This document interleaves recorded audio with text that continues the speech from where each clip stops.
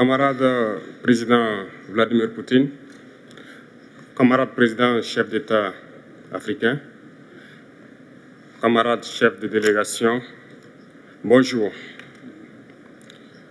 C'est un honneur pour moi ce matin donc de prendre la parole ici et de vous passer donc le salut fraternel du peuple du pays des hommes intègres. C'est aussi le lieu pour moi, avant tout propos, de rendre grâce à Dieu, Dieu Tout-Puissant qui nous a permis de nous réunir ici ce matin en bonne santé pour parler de l'avenir et du bien-être donc de nos peuples.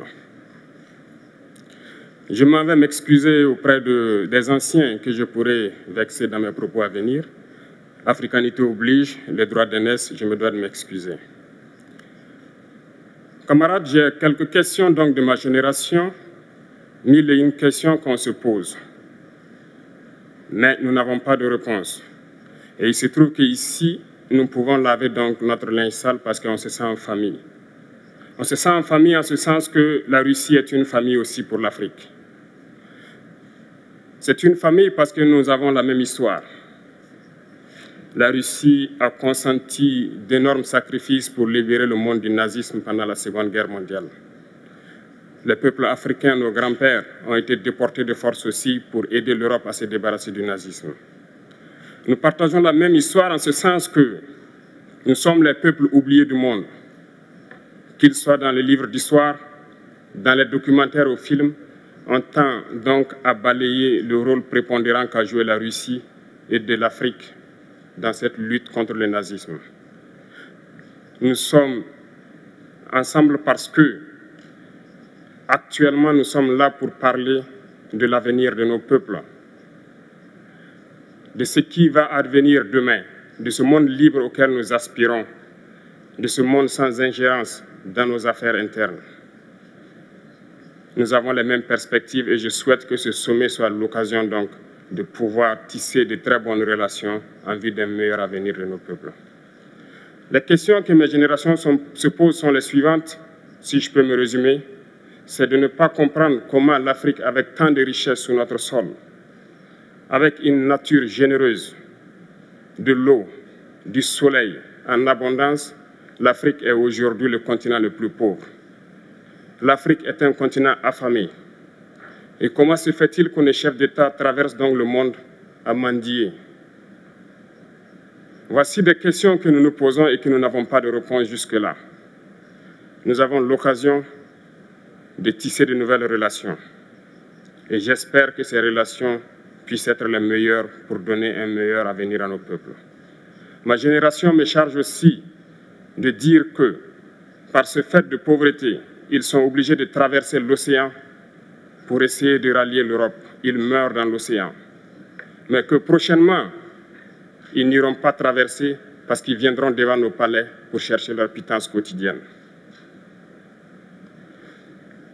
Pour ce qui concerne le Burkina Faso, aujourd'hui, nous sommes confrontés depuis plus de 8 ans à la forme de manifestation la plus barbare, la plus violente du néocolonialisme, de l'impérialisme.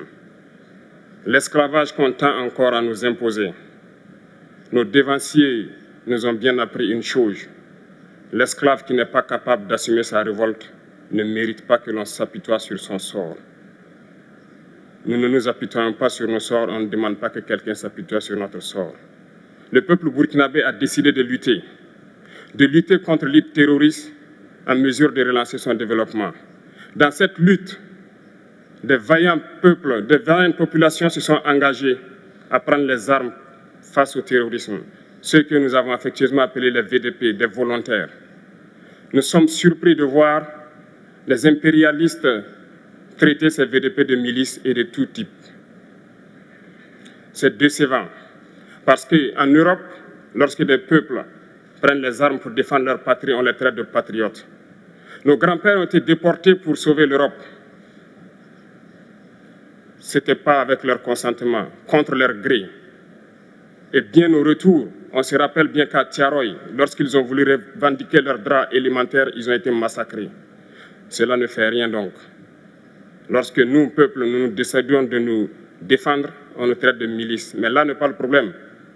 Ce qui est le problème, c'est de voir des chefs d'État africains qui n'apportent rien à ces peuples qui se battent, mais qui chantent la même chose que les impérialistes en nous traitant de milices, en nous traitant donc d'hommes qui ne respectent pas les droits de l'homme. De quels droits de l'homme parle-t-on? Nous nous offusquons contre cela et c'est honteux.